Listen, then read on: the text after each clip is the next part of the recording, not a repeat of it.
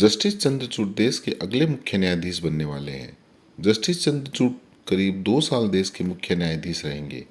इनके पिता भी करीब 7.5 साल तक देश के मुख्य न्यायाधीश रहे हैं। दोस्तों, आपने ज़रूर नोटिस किया होगा कि जस्टिस चंद्रचूड़ पर किसी न किसी प्रकार के हमले पिछले कुछ सालों में होते आ रहे हैं। ये हमले इनकी प्रतिष्ठा खराब करने के लिए हो रहे हैं और पिछले कुछ दिनों में ये हमले और तेज़ हो गए हैं। इस वीडियो में हम जानने की कोशिश करेंगे कि ये हमले कौन कौन से हैं, ये हमले आखिर क्यों हो रहे हैं और कौन से विवाद जस्टिस चंद्रचूड़ से जुड़े हैं।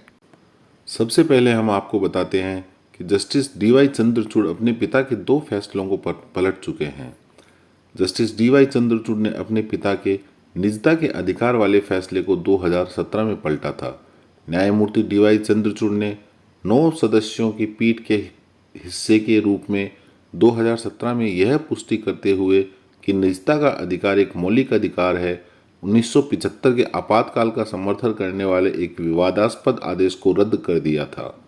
41 साल बाद जस्टिस डी.वाई. चंद्रचूड़ ने अपने आदेश को गंभीर त्रुटिपूर्ण बताया था और जस्टिस एच.आर. खन्ना की प्रशंसा की थी।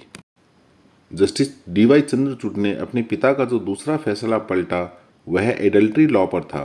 2018 में न्यायमूर्ति डी.वाई. चंद्रचूड़ उस पीठ का हिस्सा थे जिसने सर्वसम्मति से उस कानून को रद्द कर दिया था जो एडल्ट्री को एक व्यक्ति द्वारा दूसरे के खिलाफ किए गए अपराध के रूप में मानता है। उस आदेश के साथ एडल्ट्री अब अपराध नहीं है, केवल तलाक का आधार है। 1985 में जस्टिस वाई.वी. चंद्रचूड़ ने एडल्ट्री को संवैधानिक रूप से वैध करार दिया था। दोस्तों, जस्टिस चंद्रचूड़ को नए जमाने का जज सुप्रीम कोर्ट और पूरे देश में माना जाता है। वो बहुत समय से अपने लैपटॉप पर सारी फाइल्स पढ़ते हैं, ई फाइलिंग का पूरा सपोर्ट करते हैं, वकीलों को एनकरेज करते हैं कि उन्हें फाइल की बजाय टैब या लैपटॉप में काम में लेना चाहिए। जुलाई 2022 में सुप्रीम कोर्ट में एक मामले की सुनवाई के दौरान जस्टिस चंद्रचूड़ ने मीडिया में हो रही चर्चा की टिप्पणियां की। ईसाई समुदाय के संस्थानों की रक्षा सुनिश्चित करने की गुहार वाले एक मामले में सुनवाई करते हुए जस्टिस चंद्रचूड़ ने कहा, पिछली बार मेरी सेहत ठीक नहीं होने की वजह से सुनवाई क्या टाली गई कि लोग बिना समझे कुछ भी लिखने लगे, मेरे ऊपर व्यक्तिगत हमले करने लगे। आलोचना की भी एक सीमा होती है।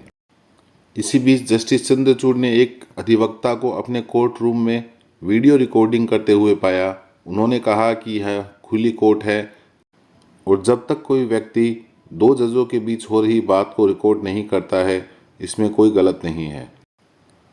इसी बीच दूसरी घटना यह हुई कि supreme court high court litigation association of India के अध्यक्ष आर.के. पठान अधिवक्ता ने 5 अक्टूबर 2022 को महामहिम राष्ट्रपति द्रौपदी मुर्मू, सीवीसी और प्रधानमंत्री को जस्टिस डी.वाई. चंद्रचूड़ के खिलाफ एक चिट्ठी भेज दी।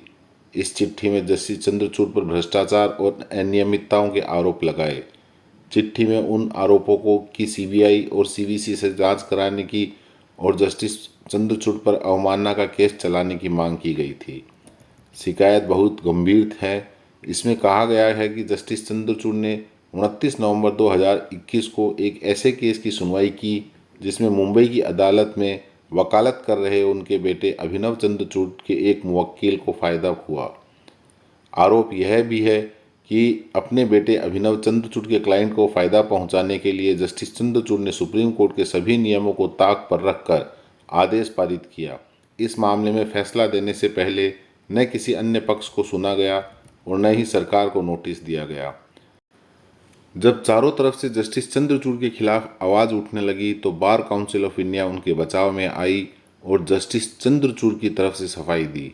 इसमें कहा गया कि जस्टिस चंद्रचूड़ को पता नहीं था कि शिकायत वाले मामले में उनका पुत्र वकील था, लेकिन जस्टिस चंद्रचूड़ ने इसमें कोई सफाई नहीं दी। अभी कुछ दिन पहले सुप्रीम कोर्ट में बुधवार 2 नवंबर को भारत के अगले मुख्य न्यायाधीश जस्टिस डी.वाई. चंद्रचूड़ की नियुक्ति के खिलाफ दायर याचिका को खारिज कर दिया। याचिका को खारिज करते हुए पीठ ने कहा कि याचिका गलत आधार पर दायर की गई है। यह याचिका भी एडवोकेट पठान के उस शिकायत पर की गई थी। कुछ विवाद जस्टिस चंद्रचूड़ ने भी खड़े किए हैं, जिनमें सबसे ताज़ा है पहली घटना 30 सितंबर की है, जब जस्टिस उदय उमेश ललित ने सुप्रीम कोर्ट के 4 जजों की नियुक्ति के लिए कॉलेजियम की बैठक बुलाई थी। कॉलेजियम में चीफ जस्टिस के अलावा justice DY Chandrachud, SK Kaul, S Abdul Nazeer और KM जोसेफ सदस्य थे। जस्टिस चंद्रचूड़ उस दिन रात 10 बजे तक केसों की सुनवाई करते रहे, जबकि कॉलेजियम की बैठक ज़्यादा महत्वपूर्ण थी। इससे संदेश गया कि वह इसलिए कॉलेजियम की बैठक में नहीं गए क्योंकि वह नहीं चाहते थे कि मौजूदा कॉलेजियम की इस बैठक में सुप्रीम कोर्ट के न्यायाधीशों की नियुक्ति की सिफारिश भेजी जाए। इस पर जस्टिस चंद्रचूड़ के आलोचकों ने ऐसा कहा कि जस्टिस चंद्रचूड़ जानबूझकर देरी कर रहे थे, क्योंकि पहले तो वह बैठक में नहीं गए और बाद में प्रक्रिया पर सवाल उठाकर विरोध किया, और कहा कि वह जानते थे कि चीफ जस्टिस ललित के कार्यकाल की कॉलेजियम की वह अंतिम बैठक है। अगर वह खुद विरोध नहीं करते तो उनकी मंशा पर सवाल नहीं उठता।